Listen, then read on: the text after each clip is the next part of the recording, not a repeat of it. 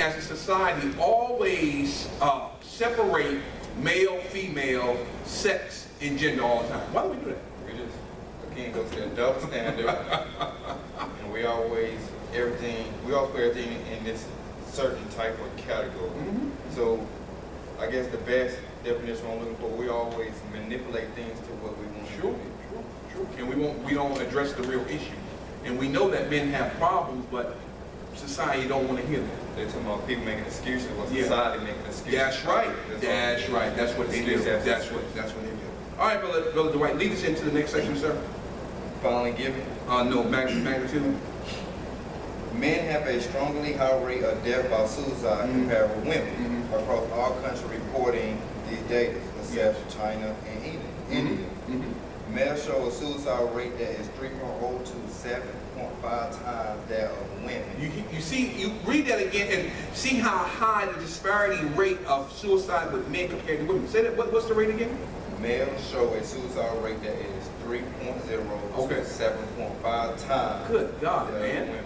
That is high. That's 80 or 90% of the men, right there, that's killing themselves, man, because of issues that could be prevented if somebody would listen. Or we need to train men how to think differently and learn how to open up to talk about their issues. See, Brother Tyron, we're trying to do that here. I know. But in the U.S., but and all across the world, but people, they just don't care because goes back to the man box. The society has told us to act a certain way. But when we come out the man box and we start crying out for help, all we hear is, man, you're a pussy, you're a punk, man, suck it up, man. And then half of us end up in jail because we want to talk about our issues, we just don't know how to because we haven't been trained to talk about the issues. Yeah, and then what it is, and I'm glad you said that, brother Josh, because you made a very, very valid point. Sometimes we as men, we do want to talk, but we are afraid to talk to somebody because we don't want to be condemned. That's right. We don't want to feel that we're less than. We have to hold our pride has to be upheld, that we'll still be treated and respected like a man. So when there's no, how can I say, no organization or where a man can come to release what he has on inside to talk, then he feels that he's alone and nobody cares. Now, a man is willing to talk. He's not going to talk to a woman directly because that's a no-no. That's a no-no because he wants his bravado or his machoism to show with a woman. He wants to let her know I'm a man. I can do my stuff. But that's fine. But still, it's nothing like talking to another man that's been down that road that can give you affirmation. Talk to that brother right there. You know, like we need to open up and talk to each other because I think if we open up and talk to one another, one brother may be able to help another brother. Then that brother may be helping another brother. But see, in society, we don't do that because we go back to the man box when we try to help somebody else. That the society closes the door in our face. But what we have to do, and and I want y'all to understand, I know y'all understand, but I want y'all to understand how that's listening to the broadcast. I want you to understand that we cannot change the world. If we can touch or help 5, 6, 7, 8, or 9 men to change their way, we have done what we can do because those 10 people can go out and tell 10 more. And those can tell 10 more and can catch on. The same thing with the gospel of Jesus Christ. It was only 12 disciples. And look what happened all down through 1,000 years, how many people have got converted? Millions. Billions. So what we need to do, we don't need to give up. But we need to support, we need your support here at MSF doing these things to try to address men issues. There's other groups out there around the country. The Good Men Project has a website that I look at and read a lot of stuff. There's other men out there that are doing certain things similar to what we're trying to do. Those are the organizations that you need to be helping and blessing them by making a donation so we can keep the word out to continue to inform men. If you don't do it, then why are you complaining? Don't complain if things are going wrong because you're not helping the situation. No, we can't change the world. No, but if I have touched your life and your life, then I have done something. Now, these two brothers can go out and touch 2 or 3 more. And the more that goes out, then it's a domino effect. And that's what it's all about. That's how it is. That's how it is. So that's all we're saying. Don't complain saying, Part of the solution. be part of the solution, not the problem. All right? All right, Brother Dwight. In Canada, the male suicide rate is about 3 times that of women. All right. Charts the age and gender Pacific incidence of suicide in Canada. Yes. Based on date from 01 to 05. Yes. 2 patterns are worth noting.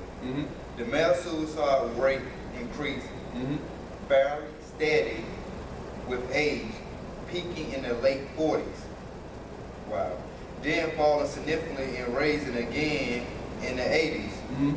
Male rates are greater than female rates at all ages and greater across most of the lifespan. Okay, stop right there. We talked about this on Tuesday.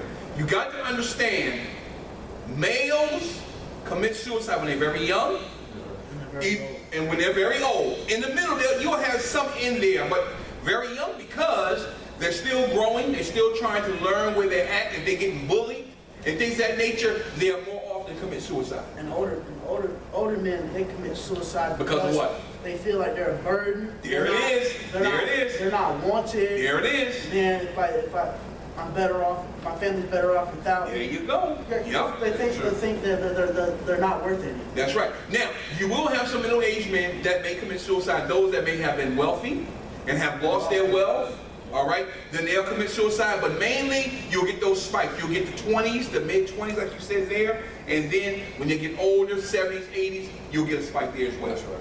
All right, that's what happens. All right, brother. The male pattern showing a peak in suicide rate among Canadian men in their 40s and 50s is surprising in light of multinational data showing. Yes. 1 or 2 patterns, a steady increase in suicide rate with age or a peak of suicide in younger age group Yes. between age 12 and 13. That's right. That's right. Wow. However, a change in this suicide pattern may underway, at least in North America. Among U.S. white men, Yup. middle age has historically been a time of relatively low risk of completed suicide. Right. Compared with elderly men. Yes. Yet by 2005, the suicide rate of white men aged 45 to 49 years was not only higher than the rate of men aged less than 40 years. Okay, so right there it tells us white men that are successful in business, all right, maybe making six figures, home, cars, whatever they want, and then something, the bottom drops out, they lose the business or something goes on, family, whatever, they're gonna commit, it's over. Because their identity, what we talked about last week, is wrapped around those things we talked about. First thing is the job. Their job. Because we get, what do we get? How do we get affirmed as men? Our job, our money, our clothes, Okay. organization, group, set. That's right. Exactly. Exactly right. Exactly right. Exactly right. All right, let's go down to what men feel when we get to the suicidal actions. Let's go down to the little page, Brother Josh. Read those 5 things off for me. They feel what? Right in the middle, sir. Oh, Right here. more hopeless. Hopeless. Why hopeless? Yeah, they feel like they don't belong. Oh, they don't. They go back to that key. Don't belong. If you don't want me, okay, fine. You don't need me, bam, it's over. They don't feel valued as the same. Exactly right, sir. Exactly. Go ahead, Brother Josh. Next one. More clearly resolved to die. So that means they don't have no problem with dying. There it is. There's another red It flag. goes back to what we said at the beginning when it said,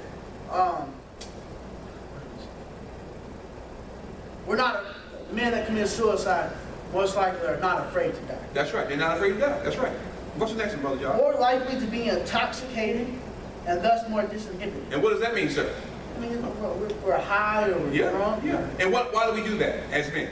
Because we numb our pain. There you It's go. to numb it. Absolutely. Absolutely. Brother Josh, Brother Dwight. It was God, young man, y'all know. And I learned about how people use different acronyms and use different things as to how they paint it at Sure. the time. So I went somewhere with a young lady I was with together, it was up there, and where they grew up, they all grew up together, and he was intoxicated. But we separated ourselves. He started talking to me about. He said, "I do want to be saved." He said, "I do," but he said, "You hurt me."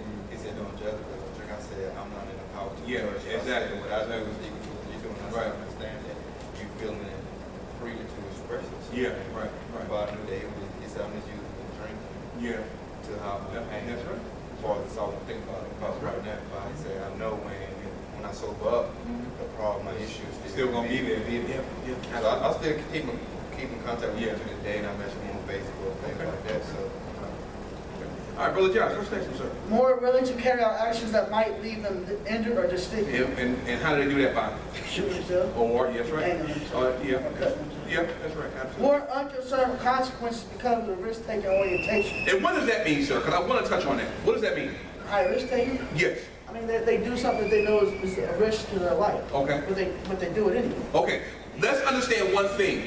Men are risk takers. Yes, we are. Okay, women are not risk takers. They want safety, they want security, they not, yeah, look at the scenario. A woman, if a man says, honey, let's go in, I've seen this property over there, it could be a rundown house, I'm going to build that property up, I'm going to have me a club there, and the woman can't even see, can't see that. She can't see that. No, and she don't see. She's not a man. Well, that's right. She can't understand the vision. Why is that? Because women are nurturers. Yep, they're nurturers and lovers. They go about what's already there. That's right. They need to know that it's done. A man is going like nothing ain't like that. We see. Now, we're gonna change.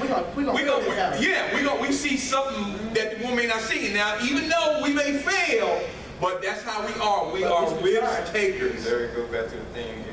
We go by what we see. Well, what we see. And we dwell on it long enough to go to a mind. That's right. Then we act on it. That's right. Women also.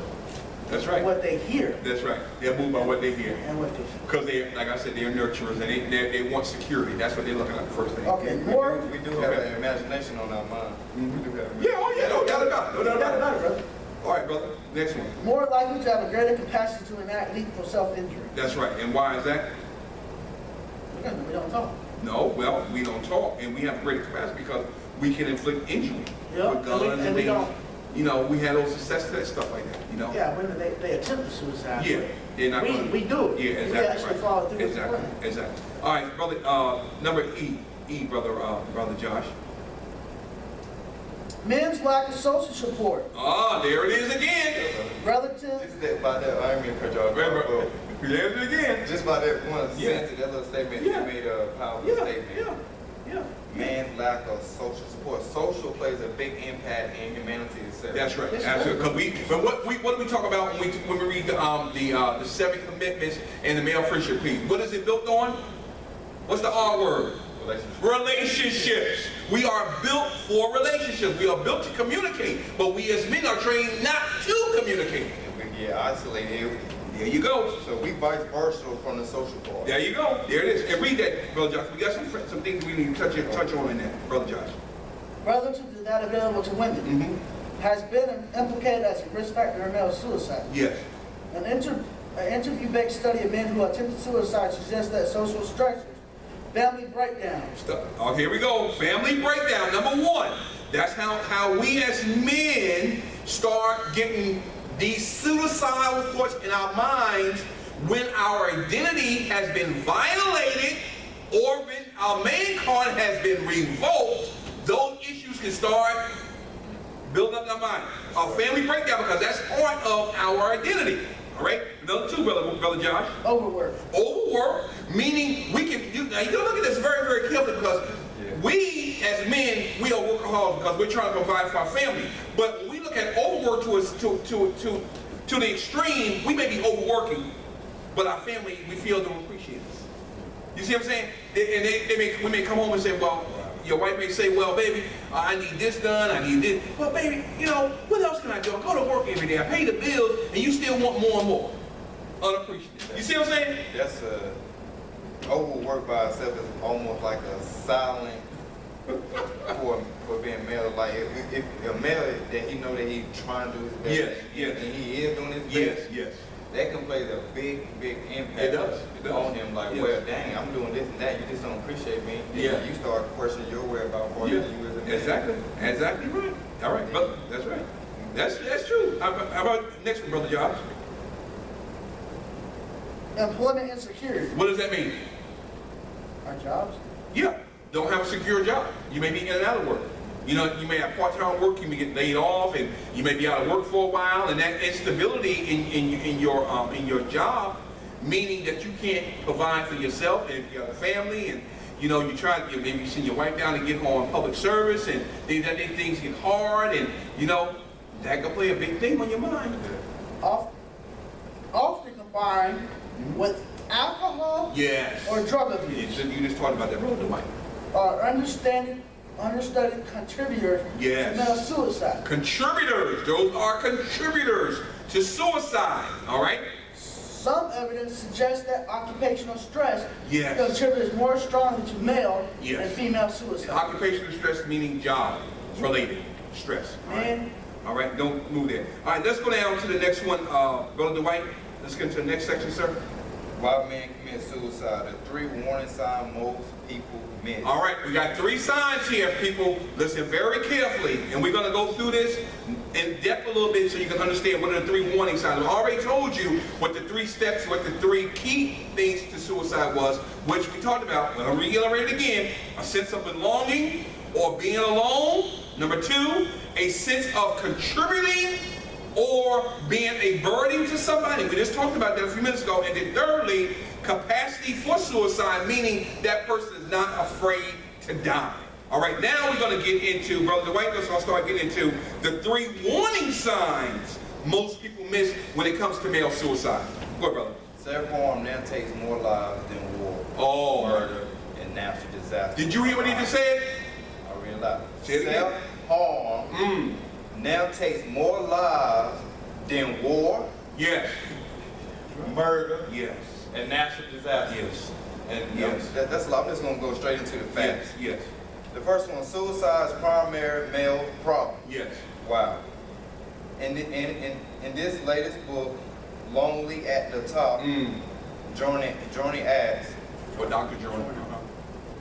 which cause of death stands out as affecting men far more than women, given their privilege financially Yes.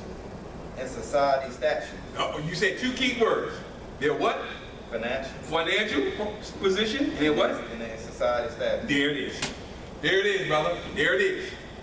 What else? Perhaps they have something to do with the dark side of wealth and power, Yes. such as the Cadillac or stroke-related consequences of an influential but stressful jobs or a tax for expensive but unhealthy food. Yes. No, he says, it's suicide. Approximately 30,000 people commit suicide each year in the U.S. and 80% were men. that's high. 30,000. People, that's high, brother. That's a lot of people, man. Man, that's 80%. And 80% of those are men. That's just astronomical, man. And that's just That's suicide. blowing my mind. That's just suicide. That doesn't Yes. combine parts with the murder. That's right. They ain't got nothing to do with that. They ain't got nothing to do with that. It's just it's strictly suicide. It's strictly suicide itself. And 80% of those are men. Go ahead, brother. Overall, male kills themselves at rates that are 4 times higher Yes. than female. Yes. But in certain age groups, men Yes. are even more vulnerable. Uh-huh. The suicide rate for those ages 20 to 24 Yes. is 5.4 times higher for males than for females of that same age. That's right. That's right. Wow. In the older age group, suicide is even more a male problem. After retirement, the Yes. suicide Yes. rate skyrockets for men, Yes. but not for women. Yes. Between the ages of 65 to 74, Yes. the rate is 6.3 times That's higher right. That's right. for That's right. for males. That's right. Between the ages of 75 to 84, the suicide rate is 7 times higher. Yes. This is crazy. Yes. And for those It is, over, but it's real. and for those over 85, it is nearly 18 times higher for men Yes. than it is for women, and women still stay the same. So Yeah, the reason for that is because women know how to communicate. They know how to get with their friends, they talk, they do different things. But see, as a man, our job is wrapped into our success. And if we're not doing a job anymore, we're not working, then we feel that we are burdened, nobody wants us no more, we don't belong. So what's the sense of